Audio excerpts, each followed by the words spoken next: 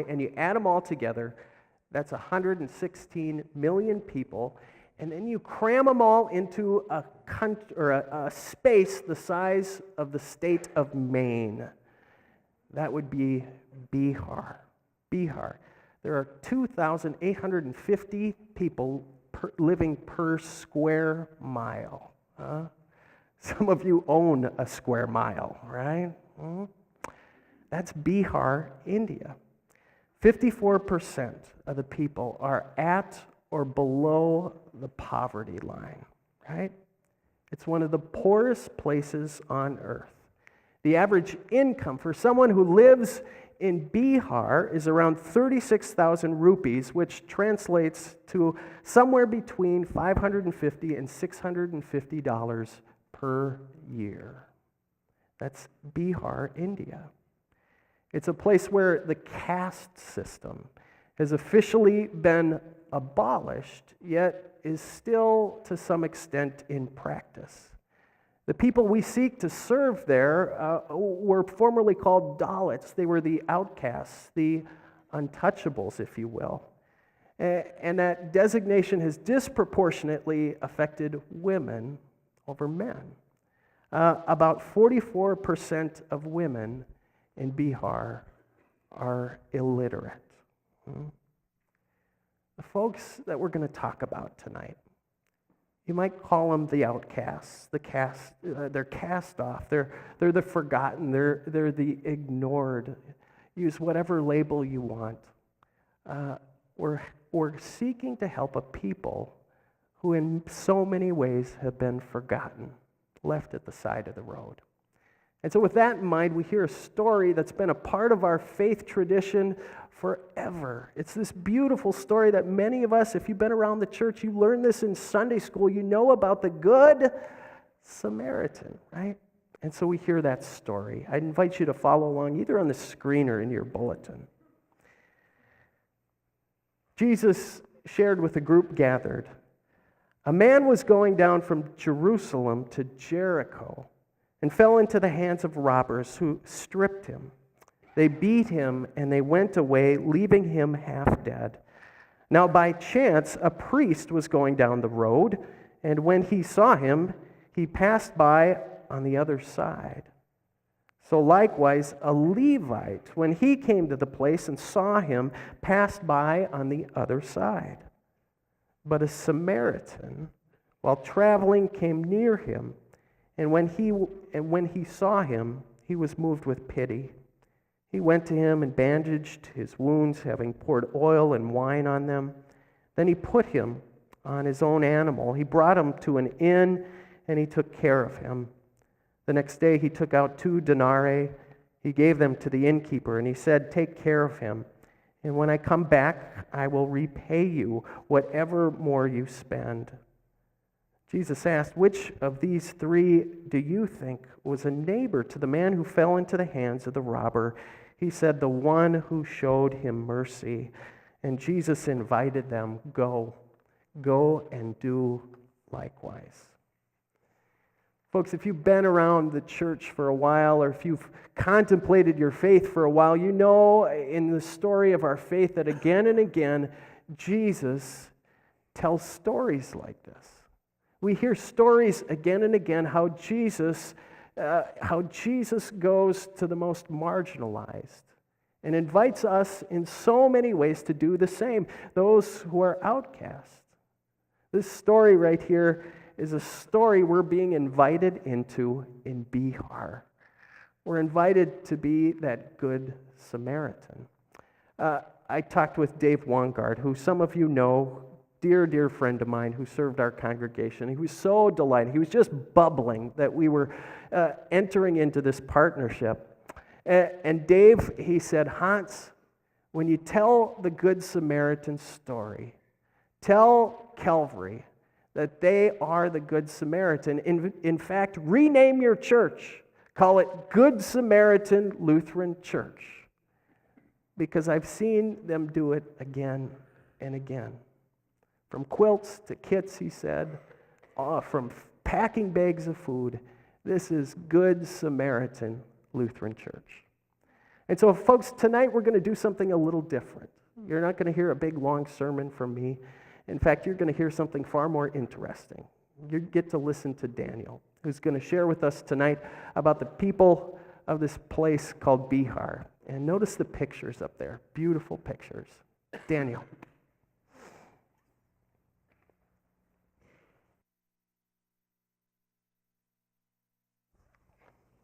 Is that working? Yeah, good. Imagine with me for a moment the last time you were hungry, and forgive me if that's right now. But just think about the last time you were hungry, and then maybe even think about that last time you were really hungry. You know, that feeling of being famished, maybe after you were doing a lot of exercise, went for a long walk, worked in your garden, maybe if you're younger playing soccer or something, and you just were ravished with hunger. How long did you have that feeling? How long did it go before you found some food, took care of it, said, that feels better? An hour, 2, maybe 3? Probably not a whole day. That's what the feeling is for most people in Bihar. As Hans said, 50% of the children in Bihar are malnourished. These families don't know where their next meal is coming from oftentimes. They go through whole periods where they're uncertain. So imagine if that feeling you had of hunger that I was asking you to think about, your kids had. And I know if you're parents like me, or if you have nephews or nieces or loved ones, the thought of a little kid having that feeling is really heartrending. Well, for thousands, if not tens of thousands and hundreds of thousands in this place in India, that's the daily reality. And they work very hard to eke out a living, but as hard as they work on the rocky, dry, barren soil, if the rains come, they can make 4 to 5 months of food for themselves for the year. And then the fathers or the husbands will go very long distances, hundreds if not thousands of miles away, to go work as itinerant laborers on farms to try to make sure they can scrape up enough money to survive for another year. And it's nearly impossible for them to change their situation. So the kind of hope that you and I might have when we get down or things don't look right or things go wrong, they don't have that hope. Because as Hans said, these are the Dalits. And they're what maybe you learned as kids were the untouchables. The bottom caste of society. And so they don't have any access to what other citizens in India would have in terms of finding resources through the government or others. They're truly little outcasts of society. And I am so proud that we're working with them together, that we're going to help them to change their lives because of that story you just heard and so many other in the Bible that I can think of, that maybe you can think of too, where if Jesus were here amongst you, his eyes would look around and he'd immediately see the one at the edge, the one who looked suffering the most, the one who the rest of the group was ignoring, and he would go to those outcasts and he would minister them and he would serve them. And that's what you're doing here in Bihar in this particular project.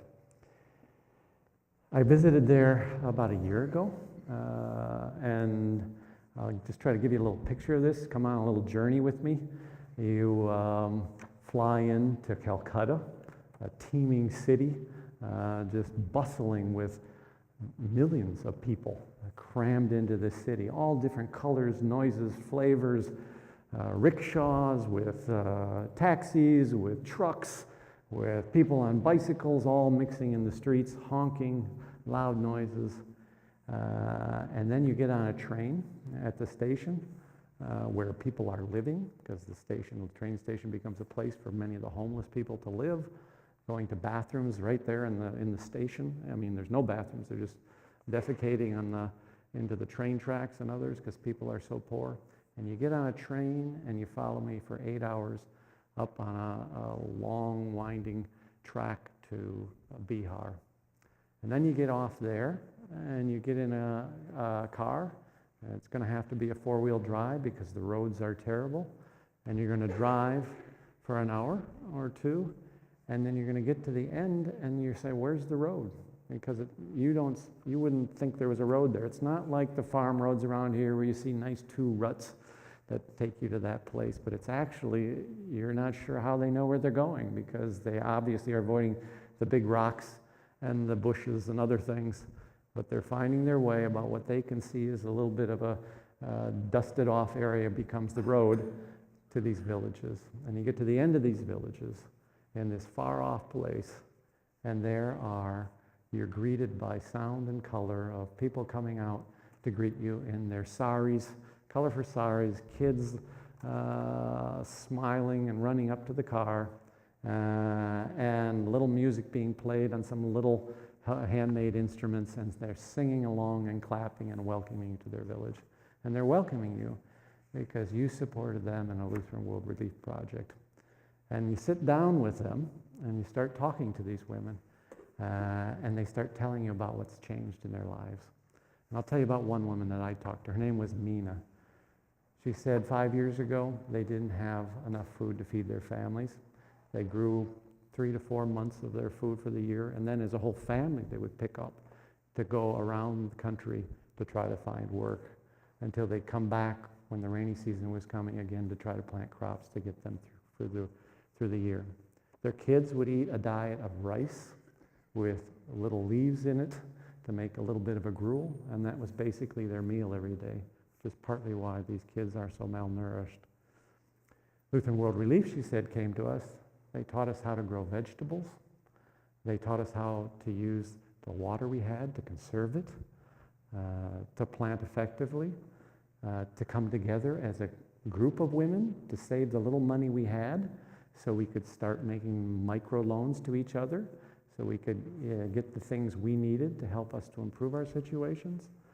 And they taught us how to actually sell in the market more effectively. And as a result of all that, she said, the vegetables I'm growing now feed my family, and I have money left over. She said, I could have never imagined having so much money. Now, you and I would think she still has virtually nothing, but to her, it was an abundance. It was an abundance because she had a little money left over that she could send her kids to school, who hadn't been able to go to school before. Nobody in that village had gone beyond third grade. If somebody got sick, you could go to that little self-help fund, the box that all the women put their money in each month, to borrow some money to take your kid to get him to a doctor. And she said her life had been changed because of that. Well, I was so excited to hear that. I sat down with the whole group of women, and I talked to all of them about what they were doing and what they were achieving. And while I can't go into it all now, I wanted to tell you one particular thing that touched me. And that was, if you've ever seen something like this, you get overwhelmed. Maybe some of you have gone on mission trips, or maybe you've helped somebody locally here and you've seen the good work that you can do with your hands and your support. And you want to do more. When you see success, you want to do more. So I sat down with those women and I asked, what more can Lutheran World Relief do for you? And they whispered amongst each other. And then the head woman said, we talked, and you know, there's a village down the road. Can you help them the way you helped us? I was stunned. I was stunned.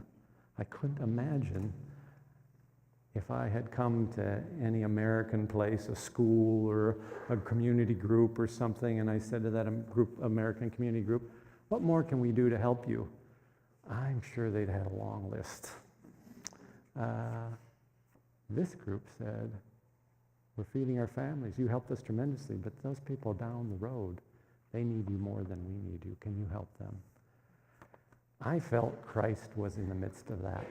I felt exactly what God says to us. Jesus says, if you minister to these people, they will know my love. And they were feeling the love of Christ all the way from Lutheran World Relief to that village over there. And I thought I, in return, was seeing the love of Christ played out back to me, that they were the image of Christ was much more prevalent in what I was seeing from them when they selflessly said, can you help that other village, even when they were still desperately poor. So, as Hans said, I came back on fire. We got to help that next village. That's a calling. And first people we reached out to were Calvary. And just like you have done in the past, you didn't even think about it. You, like the Good Samaritan, it wasn't a debate, it wasn't a question, there was somebody in need, and you said, we'll help.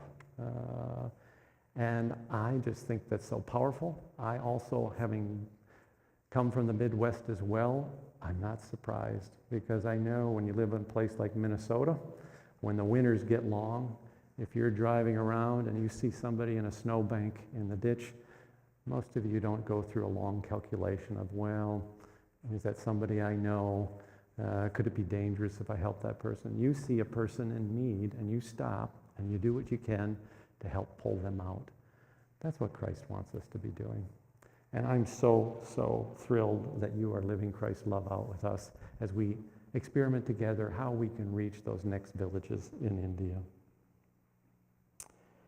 And I want to close just by saying, for me, the verse that has come to my mind as we do this project together is Isaiah 58:10. And after I had come back from India, I was struggling. It was late one night, a Friday night in my office in Baltimore there, and I felt, how can I bring this to life to people?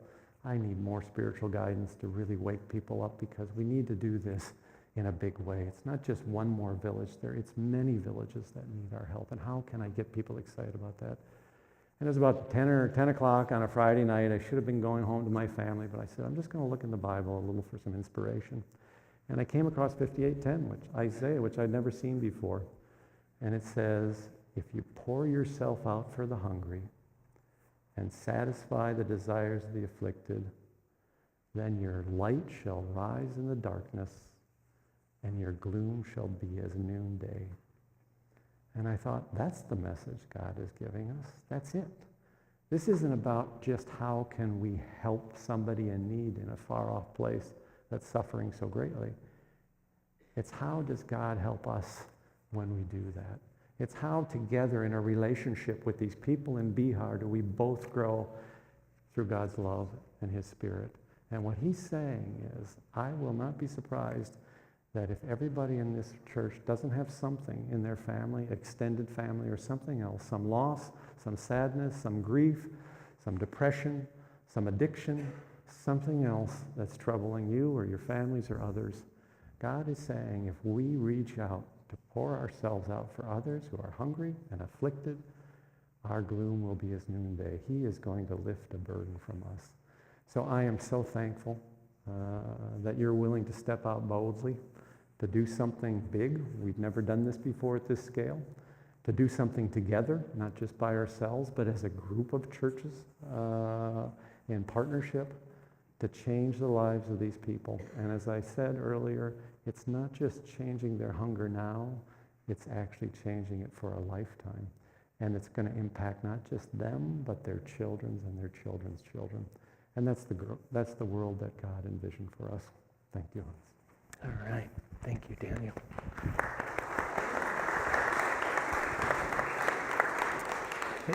And here in Alexandria, when we heard that there were kids in our high school that were hungry and maybe not receiving what they needed at home, Calvary stepped up, right? And we helped form the Reach food shelf in the high school. You all were a part of that. They looked to us as leaders who started that. When we heard that there were kids who would go home from our elementary schools on the weekend and they were hungry, the counselors came and talked to us and said, there are kids that are hungry on the weekend. Could you help? We said, well, of course we will. They're our kids. We're going to help them. And so we started this thing called Backpack Attack. And now again, we're hearing about another group of kids. They're a little further away, and they look a little different than we do. But we're asked the same question, can we help? And I'm so proud to be a part of a church that's willing to do that. To always look for those that are on the margins, right? We are Good Samaritan Lutheran Church, folks. We are. We get to follow the Good Samaritan. Amen.